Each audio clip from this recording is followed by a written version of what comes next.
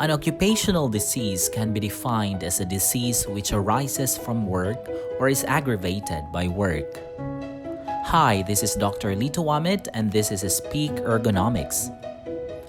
As promised, in this episode, I will be giving you examples of occupational diseases highlighted or listed by the International Labor Organization that can be compensated for in many different countries. The International Labor Organization defines occupational diseases as a disease contracted as a result of an exposure to risk factors arising from work activity.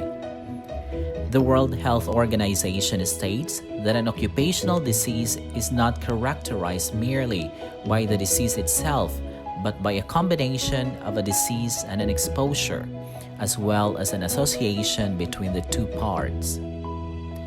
The term generally means a disease arising from work that is to be compensated through insurance or a fund contributed to by the employers. The compensation relies on the coverage of workers' compensation insurance. For example, in South Korea, only paid employees are subject to compensation for occupational disease under the term of disease due to business. The conditions for occupational diseases compensation are different in each country that may exceed the list of 106 compensational diseases with 4 categories. The first category is occupational diseases caused by exposure to agents arising from work activities. These are diseases caused by chemical agents such as beryllium, cadmium, chromium, manganese, etc., as well as their compounds. Under this category are diseases caused by physical agents. Examples would be hearing impairment caused by noise, disease caused by vibration, compressed or decompressed air, diseases caused by ionizing radiations, those caused by exposure to extreme temperatures, and a lot more. The first category also includes biological agents and infectious or parasitic diseases such as hepatitis viruses, tetanus, tuberculosis, HIV, leptospirosis, and others. The second category is occupational diseases by target organs. This includes respiratory illnesses, in which examples are silicotuberculosis, pneumoconiosis caused by fibrogenic mineral dust such as asbestos, and others. Skin diseases belong to the second category. Examples are allergic reaction and skin irritations caused by chemical or physical agents. Musculoskeletal disorders and mental and behavioral disorders are under this second classification. Occupational cancer is the third classification of occupational diseases according to ILO.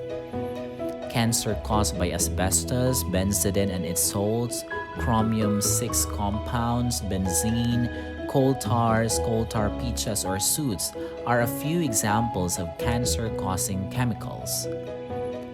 Other diseases is the last classification. This includes minors, nystagmus, and other specific diseases caused by occupations or processes not mentioned in the ILO list, where a direct link is established scientifically or determined by methods of appropriate to national conditions and practice between the exposure arising from work activities and the disease contracted by the worker.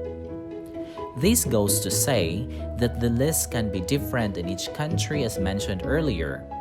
Therefore, it is imperative to check the official document from your respective country citing the recognized occupational diseases. For example, not until a few years ago, musculoskeletal disorders were not recognized as an occupational disease by OSHA. For your reference, I am going to include a link on the list of occupational diseases made by ILO in the description below, so please check that out.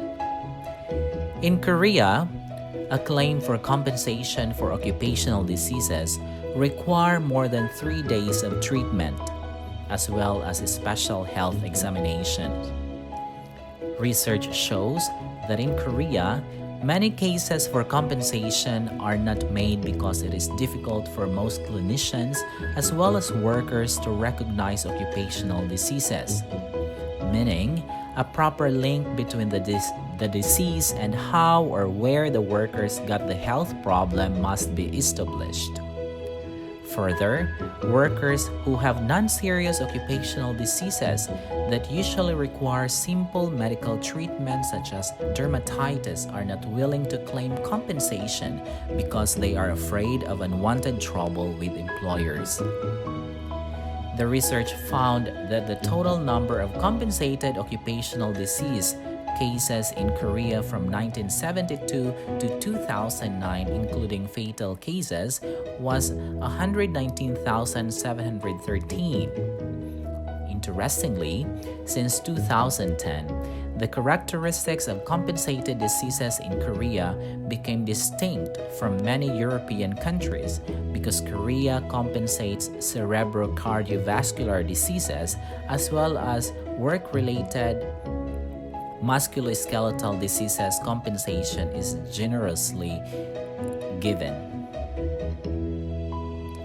Again, thank you for listening with me today, and I hope you learned something on the different occupational diseases recognized by the International Labor Organization. If you have questions, please don't hesitate to comment below, and I will be very happy to provide answers, research-based answers. This is Dr. Lito Ahmed. Thank you. Stay safe and healthy.